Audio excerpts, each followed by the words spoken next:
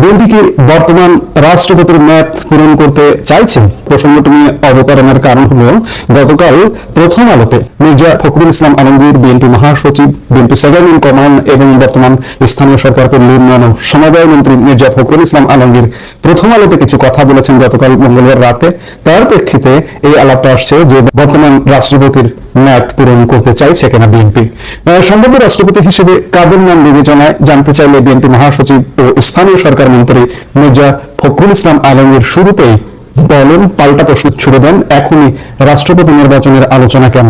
তিনি গতকাল মঙ্গলবার রাতে প্রথম আলোকে বলেন, রাষ্ট্রপতি হওয়ার মতো বিএনপিতে ৩-৪ জন আছেন, কিন্তু প্রশ্ন হচ্ছে এখনই রাষ্ট্রপতি নির্বাচনের আলোচনা কেন?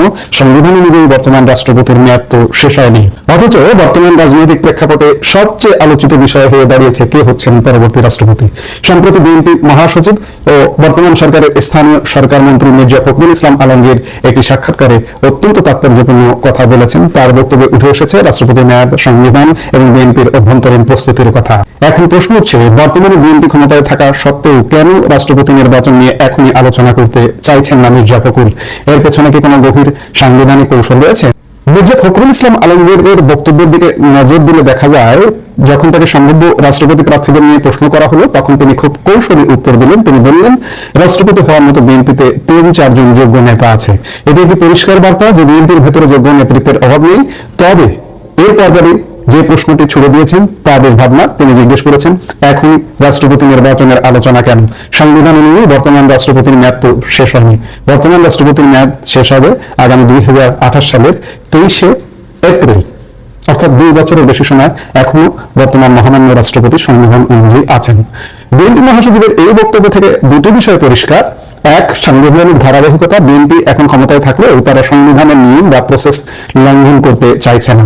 রাজনৈতিক স্থিতিশীলতা। মেয়াদের আগে রাষ্ট্রপতি পরিবর্তন করলে যে রাজনৈতিক অস্থিরতা তৈরি হতে পারে তা হয়তো সরকার এড়াতে চাইছে। আপনাদের মনে প্রশ্ন জাগতে পারে যে অতীতে যখন ক্ষমতার পালাবদল হয়েছিল তখন কি ঘটেছিল? দর্শক, ইতিহাস কথা বলে।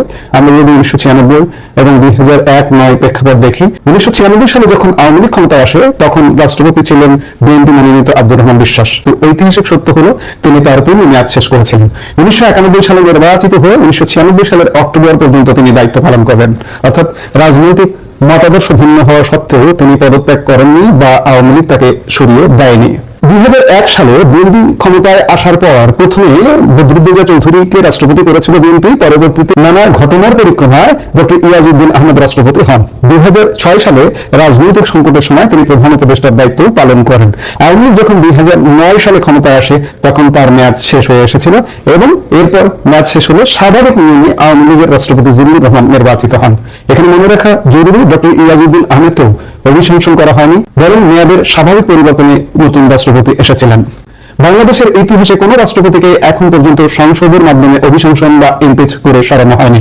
তবে পদত্যাগের ঘটনা আছে।